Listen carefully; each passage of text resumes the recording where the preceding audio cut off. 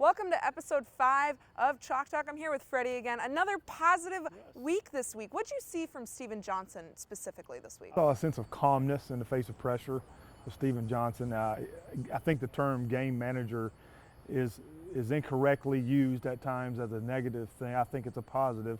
Steven Johnson managed the game in the run-pass option, run game. He pulled it when he had to, made some key runs. Throwing the football only 135 yards, that's okay when you have Boone Williams and Benny Snell, that 1-2 punch that is building into one of the better 1-2 punches in the Southeastern Conference.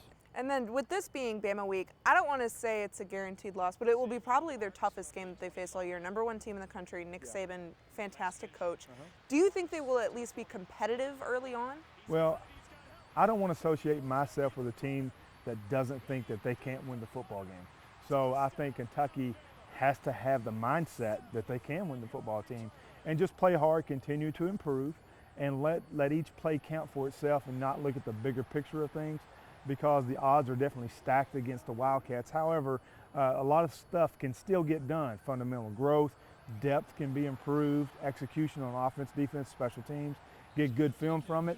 Whatever happens, the outcome is going to happen. Then you come back with 3 winnable games after Alabama. Now, after Alabama, we got Vandy, and then you got a bye week. So how do you, if with them being competitive and then a big game against Vandy, where do you see the Cats going from here? Well, I mean, it's hard to project a win on Saturday for Kentucky, but with Vanderbilt coming the next week, Cats certainly have a chance to go 3-3 to reach 500 again if it loses in Tuscaloosa, because Vanderbilt, projection-wise, their defense is going to be one of the better in the country, as it was last year. Last time I checked, it's in the 100s of 128, and it's also in the 100s of offense because they're not scoring points nor stopping anybody.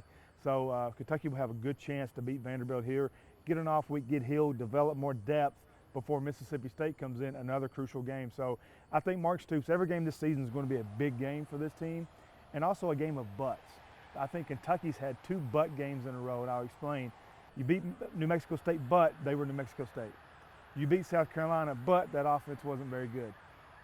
When this team has had so much adversity, so many naysayers locally, statewide, nationally, you had Game Day trashing them, CBS National Talking Head trashed them.